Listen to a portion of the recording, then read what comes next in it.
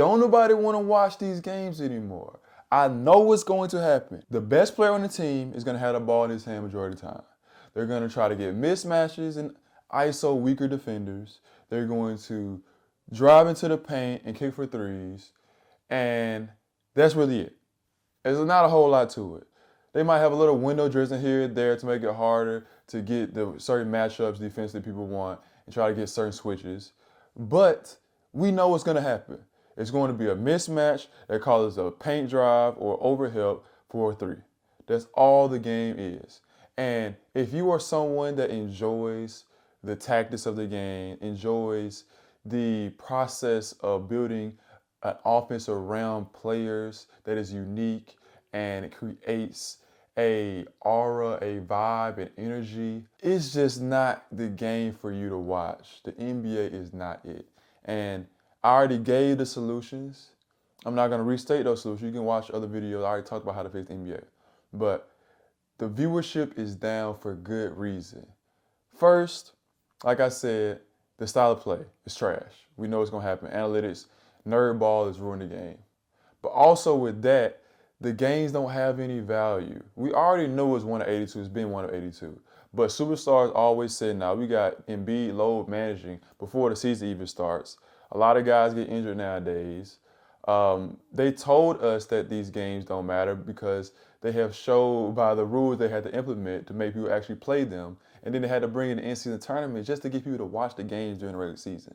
The in-season tournament was good, but that just tells you the regular season does not really matter. All these games are just an aggregate of possessions, all these styles of possessions, and they're just playing math 1 to 82. And they're doing the same thing in the playoffs. Math, math, math. It's not really a sport, it's just math. And we saw in baseball how analytics ruined the game. Baseball became, was it 3 true outcomes? It was a home run, a strikeout, or a walk, I think that's right. So like because of those numbers and that nerd ball, people didn't like baseball games as much. It was already a declining sport, but still, like no one wants to see strikeouts all the time. Like it's just not fun to watch. You know, get a little bunt here, stolen base. You know, like you want to have something entertaining. You don't want to just see the outcome. I don't just want to know who wins. I want to be entertained in the process of getting that victory. And with basketball, it's the same. You got 3 outcomes. You got 3-point shots, layups/dunks, and free throws. And that is a very boring game to watch. The mid-range game is dead. The post-up game is almost dead. Tough shots are only step-back threes. It's no, let's get a mid-post ISO, shimmy, fade, step through. Like obviously the guys like the Luka and Shea do that, but the game is just so predictable. Like only a couple players can even like attempt to get into their bag outside of shooting a step-back 3 or driving to the basket. It's really, really boring. I'm not gonna lie. And I felt this way for a few years. Even this year, I'm not running my fantasy basketball league. One in part because the league just wasn't, the same for the guys and everything. But 2, I just don't have the same interest in NBA basketball. But back to my point, it's not just about the style of play. The media doesn't have any good headlines and storylines for you. It used to be so easy because players would, hop teams or get traded or sign places.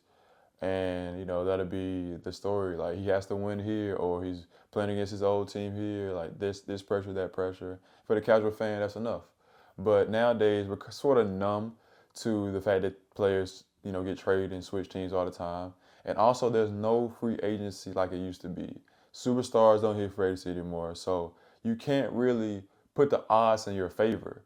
When LeBron teamed up with D-Wade and Bosh on Miami, they stacked the deck. When KD was able to go to State, he stacked the deck. Even with like other big threes, like you're able to stack the deck a little bit differently.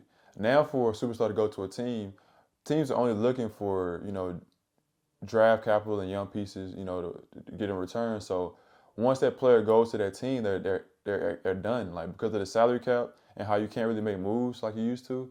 Like once that trade happens, like a Phoenix, you can't really do anything else. You can't really make moves around the edges, around the margins. Like it's not really beneficial for superstars to move teams anymore because the team is stripped so much.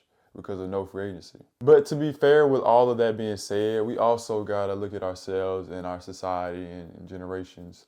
We're numb to a lot now.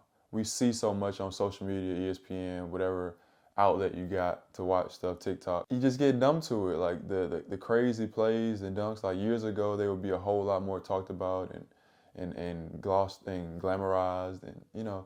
But nowadays it's normal. You see, the kids in high school doing East Bays in game. Like it's crazy. But I think that there can be a way out of this for the NBA. Like I've said before in other videos, they can do some things to change the game to put it back into the viewers' likeness to make the game more appeasable for the viewers. But I don't know if they really care about that. But we'll see. We'll see. We'll see. Hope the NBA does see this as a problem and changes because I'm not really watching. I'll see some highlights of my Lakers or someone that I like in the league here or there, but I have no interest in watching a game until playoffs. And even then, it's certain matchups only.